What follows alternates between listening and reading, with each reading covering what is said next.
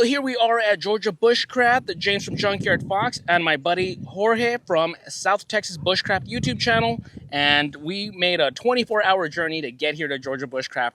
And first year here, and so we're setting up tents, and then we're gonna go check it out, check out all the cool products, all the cool people, and all that stuff. So just a quick vlog here. So you ready? Ready. Let's do it. Let's do it.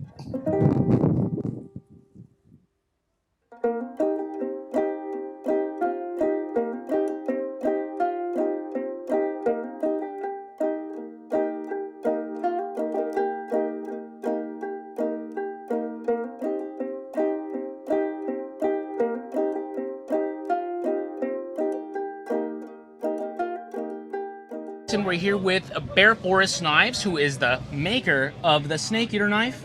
And so he came over here. He has two left right now, and of course he's got his own designs over here. So tell us about your knives. Yeah, we'll start with the GT2 right here. This is the redesign of them. You get the fully textured scales. It's ADCR V2 steel, saber grind, variety of handle scales. And we have some Super Bears. That's a new model that are a few of them spread out on the table. We have some customs like this.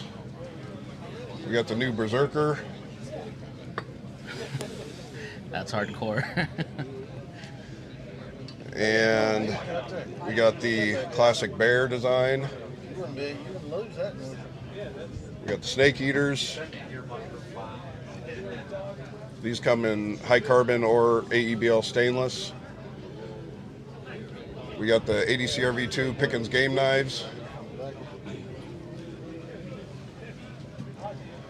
We got the classic 1/8 52-100 simple.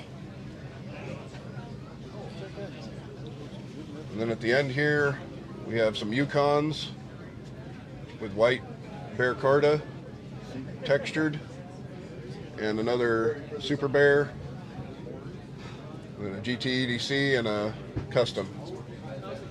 And those white handles are glow in the dark. These handles glow. The orange bear carta on the game knives, those glow. That's really cool. So we brought a variety for the show. Yeah, a lot of bushcraft, a lot of skinning knives, some in between, EDC.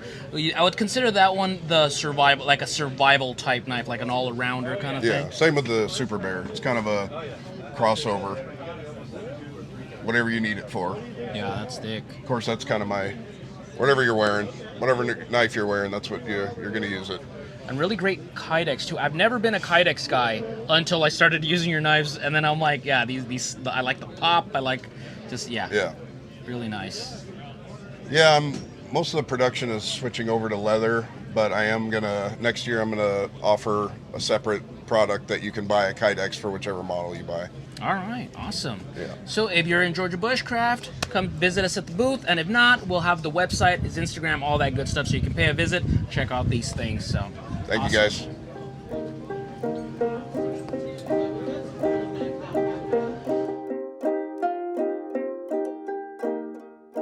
So here's a longtime buddy of mine, Jonathan Burton, a wealth of knowledge, finally meeting him in person, and he's sharing some information. Hey, how's it going? I'm here at Georgia Bushcraft, having a blast, getting to meet James and hang out with everybody else. This year, one of the classes I was most excited to teach about was the cutting edge, and how from stone to steel, it's helped shape our humanity, and we're always chasing the stronger, more durable edge. So from basic flint blades that you can nap and create a sharp edge, or just simple obsidian flakes, to stuff that starts getting handled, and you can put it in rough handles. You can haft it into atlatl pieces.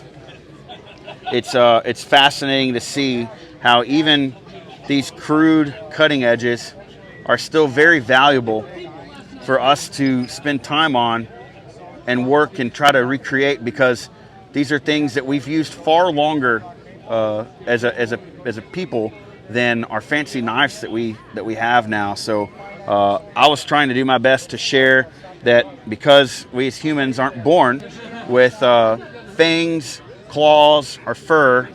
What separated us was our ability to create these tools out of stone that could cut and manipulate wood and fur.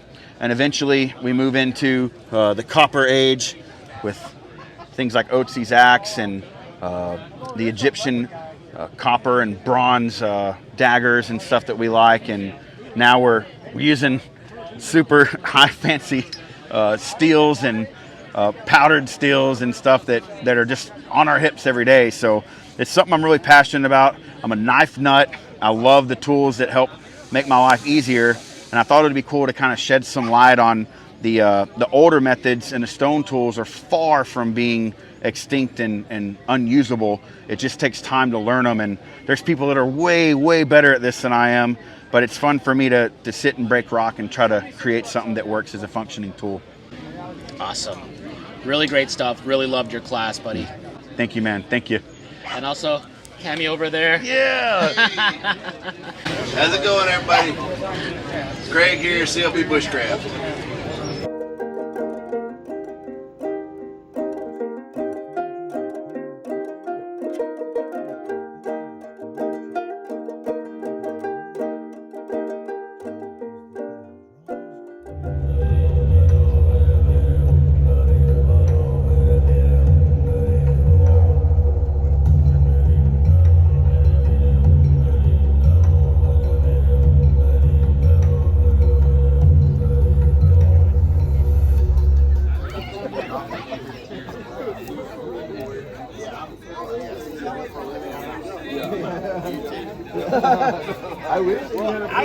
I used to do it. I think it's the toaster. They keep me going and my engine clean. Run me dragging without regret. 'Cause there ain't been one that ever held me. So we ate our dinner just in time, and now the storm's coming in, so I'm just having a couple of cold ones in my tent. So cheers.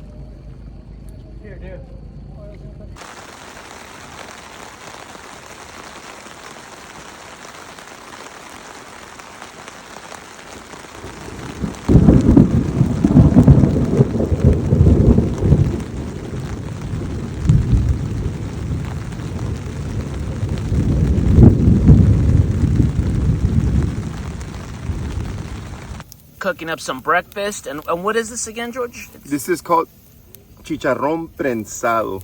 It's like, in English, it's compressed pork. It's a Mexican recipe, the way they make the pork.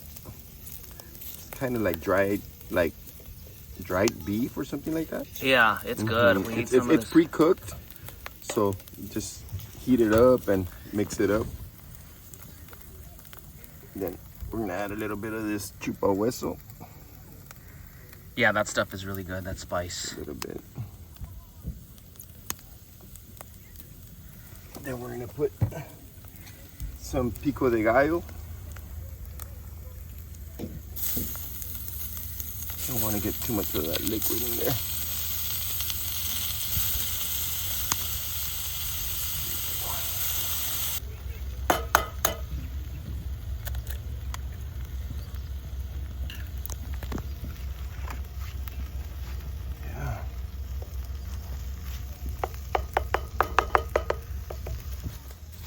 Handmade tortillas, guys,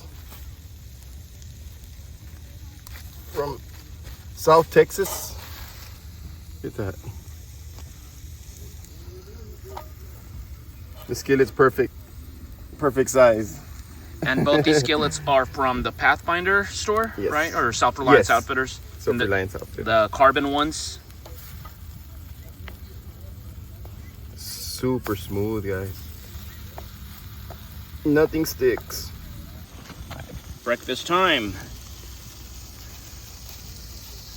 Chicharron. Look at that.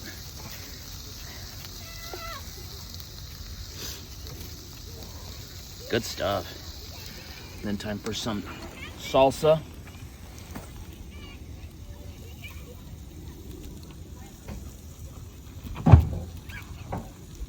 Oh yeah.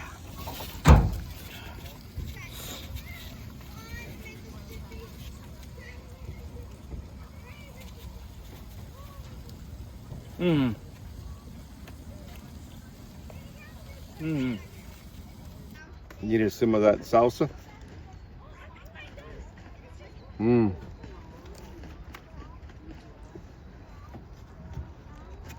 Delicious.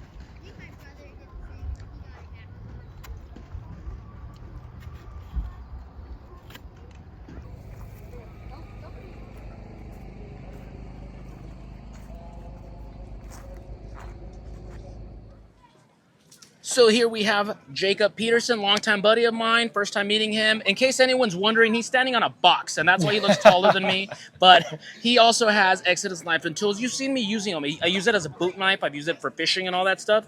So tell us your newer models, because they're a little snazzier now and different sizes. I've never seen these. Yeah, man. So we've got the Adventure Craft. This is the upgraded version of what you have, a small, all-use, versatile knife. And the idea with this is easy to carry and versatile. It's not meant to specifically, be good at one thing besides being carried. And then a little bit larger is the Jackalope. So this is going to be a little larger, a little more comfortable for prolonged, heavy use than the Adventure Craft, but not quite as easy to carry every day. We've got some collabs and weird stuff I've done here. The Mutant was actually an accident that came from the Jackalope. They accidentally made it 25% too large, and we loved it. We ran with it. People love it. I can't keep them in stock ever. I've got other collaborations and stuff like that I've done, but at the end of the day, man, it's just I'm just trying to make knives that are free of gimmicks and as versatile and practical as possible. So yeah, so this is the one that I've been saying that I have the older version, and it's great as a boot knife, great for EDC uses, cutting boxes, just the everyday stuff. You bought your kids a toy and you're opening the packaging. The little sheets, these sheets are really cool as well. Transparent, like this one, and then these. This is Kydex, right? Yep, all Kydex. What steel are they? So these are S35 VN All right now. Yep. And Jackalope the same? Yep. And then micarta, different. You have different colors too. I noticed in your drops you'll have like this one, this trout one. Yeah. That one would be great for like someone who fishes a lot, a fisherman, and just especially because it's clear, so it just gives that look of water. Right. You know. Exactly. So yeah. So not only do I try and do a lot of custom stuff and really get creative with the knives, but I also have a small ecosystem of custom makers who I make sure they own all of my knives and they can offer aftermarket support for my customers. So like this is Lucas Carroll Scales. Lucas Carroll owns one of each of my knives. If you want custom scales for your knife, you don't have to send it in. You can just hit him up or buy what he's already got on the shelf. And I've got the same thing for Kydex with Kydex makers and leather sheaths as well, so that the customer, if they want something extra or they want something different, they can get that as easily as possible and make it unique and make it their own. Yeah, awesome. What about over here? So over here, White River Knife and Tools, my manufacturer. So for this show, White River sent me some of their factory seconds. So I got the best prices on the planet on some of the best knives ever here. And I've started a lure company, Mammoth Cave Lure Co.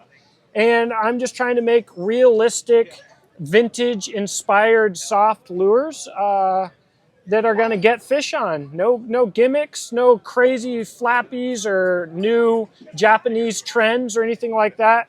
Just tried and true crawdads and fish that fish are going to want to hit, Awesome. I'm going to have to buy a couple of those because I love fishing, and then might as well use some of the Mammoth Company lure company, and then from there use my Exodus, my Adventure Craft, and then boom. So awesome, big thank you so much, and I'll have the links down below so you can check out all these things as well, the knives and the lures as well. Thank you so much, man. So here we have my buddy Alan from Primitive Bear Knives, very talented knife maker, and finally meeting him in person. He's got his booth here set up. So how's it going, buddy? It's going great. I was told to behave because I'm officially mic'd up, so we're going to behave. We're not going to say anything. We're professional, that's right, and I'm never professional. So, yep. Let's look at these beauties. We've got the booth here. So this is new within our lineup. I just dropped them here at Georgia Bushcraft. This is the Primal line. We've got the Primal Duty up here, which is a 9.5-inch overall blade. We've got 5/32 on the steel. And then we have its miniature version, which is the Primal EDC here. This is 3/32 in its steel, and this is 7.5 inches. What steel is it? That is AEBL steel. Oh, my the favorite. the beautiful, most majestic steel ever. I agree. And great sheaths, by the way. Thanks. So you get the best of both worlds with this stuff. It looks like leather, but it's Kydex. Yeah. And then here we have the Primal, which is the middle version, which is 8.5 inches overall. Goldilocks zone right Yep, there. and it's 1/8 in thickness as well. So, yep, that's what I actually carry. That's what I have in my pocket right here, right now. Is actually the Primal. Very nice. What material is that? This is some kind of crazy G10 I had Current Composites come up with. That's cool. Like the texturing. Yeah, texturing's wonderful. Now moving on over here, I actually had to buy one of these yesterday just because I just had to. This is the Nessie over here. Yep, this is the Nessie. We've got a few over here. I don't do many Scandies, so I have only 2 Scandies up here. And so I like this little, it's almost like a little Nessmuk, right? That's what you call it, the Nessie Yep. Scandi. So it's got almost that like butcher knife, but just in a smaller, compact size. So it's more EDC friendly, more camping friendly. Yep, and now this has the same handle as my very popular Hunter's EDC model. So it's the same handle as the Hunter's EDC, but just different blade shape. And AEBL as well. Yep. I'm assuming AEBL is your favorite, your go-to steel. Yep, that's what it has been, is my go-to steel. And then we have the Kepi over here, which is just another spin-off of the Kephart.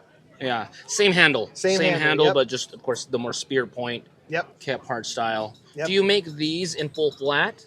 Yeah, actually, Saber, Scandi. So it's the Scandi I almost never do. So those are unicorns right there. But I do them in full flats or sabers usually. Yep. And look at all these different colors, all these different patterns.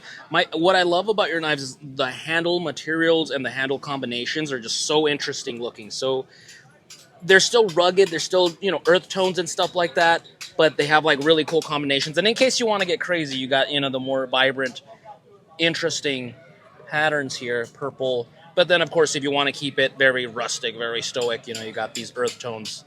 Absolutely. And then down here we have our Blackwater model. This has been a pretty popular, it's a very light, very nimble model. And so that one's just like a little EDC knife, Yep. basically, like just about 7.5 inches overall, roughly 3.5 inch blade. It's a very good EDC. Pop it in your pocket if you want to. It's about the same size as a Sharpie marker. Oh wow! If you really think about it in that perspective. So nice and thin, good for everyday uses. Gutting some trout. Yep. Just nice and thin. Really like it. And once again, these handles are just immaculate. Really like them. And then over here, you're getting a little bit more fancy. Fancy area, absolutely. And I do segmented scales a lot. It happens a lot, and you can never pick just one type of segmented scales. It's all over the place. Yeah, those segmented ones, those are beautiful. So what about these sheaths? So over here we got sheaths from 2 different makers right now. We have some from Michael Spaniers of Spirit of the Bear Design, and then we have a couple from Badger Claw Outfitters. And so these are more generic. They can, just as long as it's a smaller knife. Yep. Right? So most of these can fit a pretty wide range of different knives. Yeah. And then there's some that are tailored to, for instance, this one right here in particular, he made for me just so I can have the Primal EDC fit into it.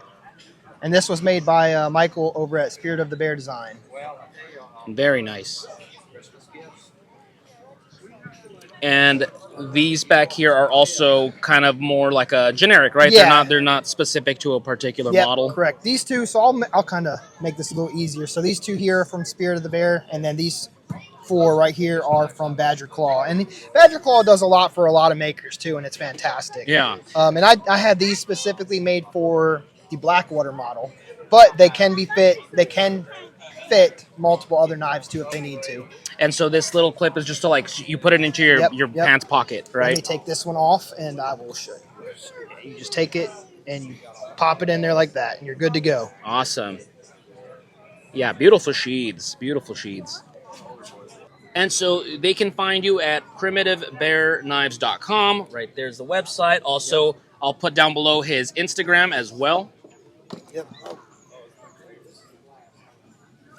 I'm Ethan. I'm from Canton, Georgia. I Got the snake eater. Awesome. That's a nice knife right there. Thank you. Awesome. Let me sign it really quick. And I apologize, I don't have the best handwriting. That's fine. Hopefully you could read that it says James Harris. But thank you so much. Thank you so much, Thank buddy. you. And I'm honored, and it was great to meet you. Nice to meet you too. Georgia Bushcraft. So cooking up dinner before a storm comes. Cooking up some steak tacos with some rice. Good times. Look at that. Look at that. All the way from South Texas, baby.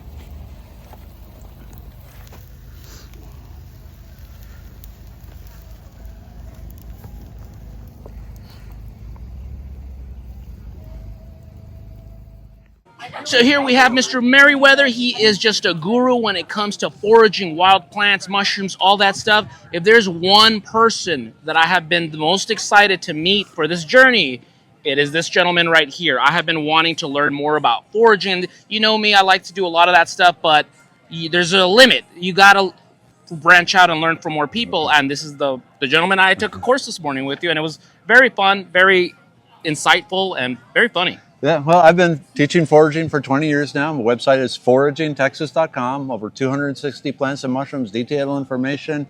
On Instagram, Merriweather Forager. And my goal is to teach you what your ancestors knew about all the food and medicine around us and reconnect people to nature so they love nature and take care of nature. As simple as that. And I mean, we've lost that. Obviously, we've lost that in the last 200 years, and I think it's time to, bring people back to nature. This is what we evolved: the vitamin D, the walking on uneven ground, the wind, the sun, everything. It feeds our brain, it feeds our body, and it feeds our soul. Yeah, definitely. My weakness is mushrooms, and the information you gave today really gave me confidence into start to tackle that, because I've been intimidated for years. I see them all the time. But I'm like, I'm not messing with that. Like, I'm not, this is not something you can learn from a book, really. I would book, internet, speaking to someone that knows a lot. So, really awesome, Mr. Merriweather. In fact, I got his book. So, it's not only that, but look at this. Autographed. So, once again, where can they find you? I'll have the links down below. So, foragingtexas.com is the headquarters of my empire.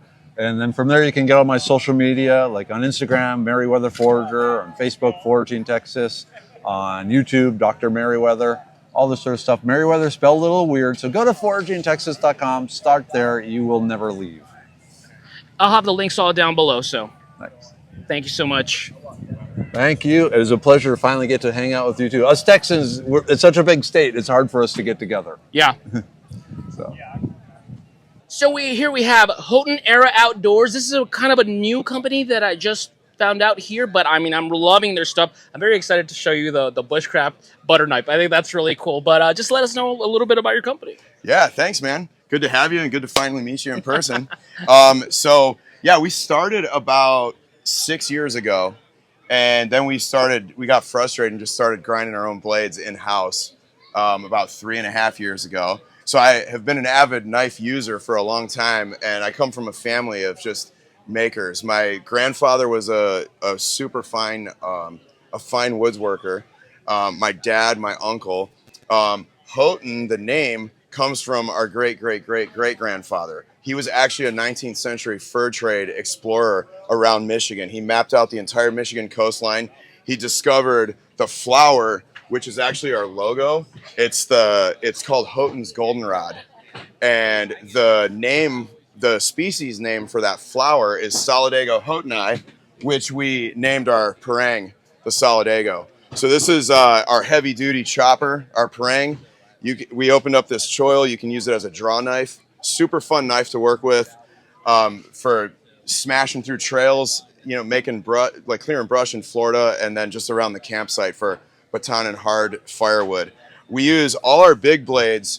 We use 80 CRV2 with a 58 Rockwell. So this is my buddy's design, the beaver tail.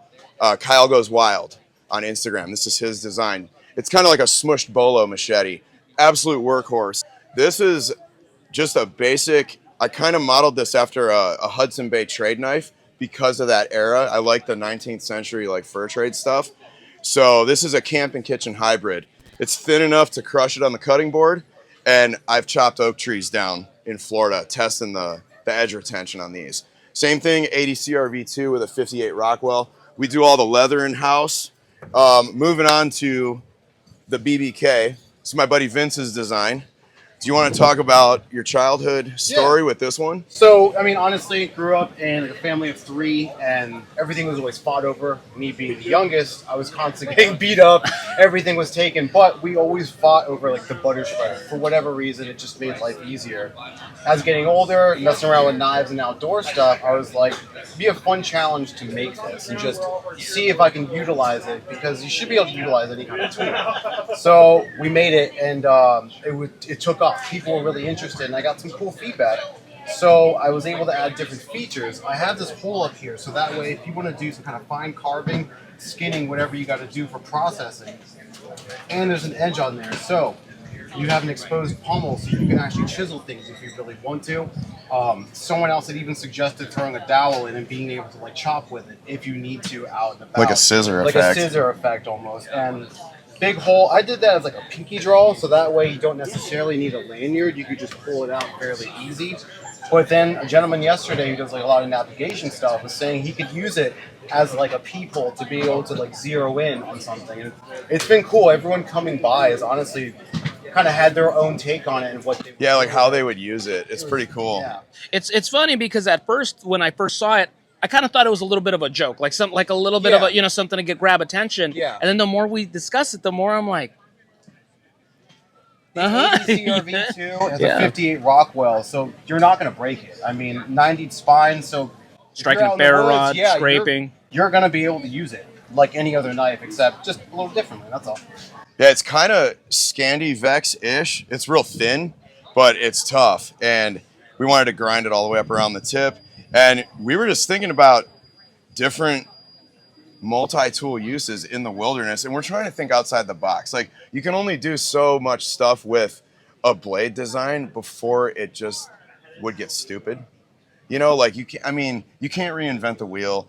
So we're trying to pull inspiration from like the 19th century fur trade era, and a lot of guys were like, this would be amazing for working on actual beaver tails. Yeah. Which is funny because that knife is called the beaver tail, but this on beaver pelts, these guys came by, and we had a guy at Blade Show who lived in Alaska, and he was like, I need a couple of these up there. I can never find anything with a rounded, like sharpened edge. So that's the BBK. It's the Bushcraft butter knife, but it also means brown bear knocking when you got to take a dump, because we would say that at work all the time. And when we came up with the name Bushcraft butter knife, we were like, BBK, dude, we're naming it that. We're just corn bagging out in the shop and having fun with it. Well, this one's inspired after a little antler spike carver, a Frontier era like antler spike handle.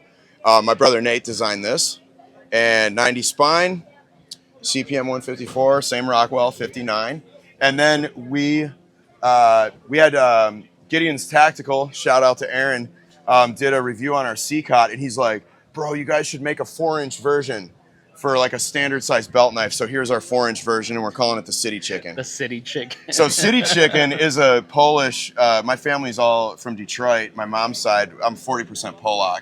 So the City Chicken is a clump of fried pork on a stick. Yeah. And we just called it that. So it's like a bigger paring knife, and we're calling it the City Chicken. So that's kind of the background on it. And then our flagship knife, which helped us get started, I have to shout out Tops Knives for believing in our design and running this. This is the Brush Wolf. Me and Nate designed this, and there's a lot of design intent that went into this. And Tops liked the design. They knew we were going to push it, and so they're running it in the lineup as well. So this is kind of our flagship knife. Thanks for having us. Yeah, and I'm going to have the link down below so you guys can check out their websites and their YouTube and all that stuff, so you can check out all the other designs and all that good stuff. So thank you so much, sir. Thank you. Georgia Bushcraft. Yeah. So, folks, that is about it for our 3-day adventure here at Georgia Bushcraft. It was such a phenomenal experience. Just met a lot of great people, all longtime friends, finally shaking their hands and having a beer with them and all that good stuff. A lot of great makers and all that stuff. So, what did you think? Man, I was stoked. Yeah. Next year? Starstruck and stuff. Yeah, it was awesome. Definitely going to try to make it next year. Yeah. Maybe not a Every year. 24-hour road trip, but we're I know, right? Yeah, maybe fly next time, but it was worth it.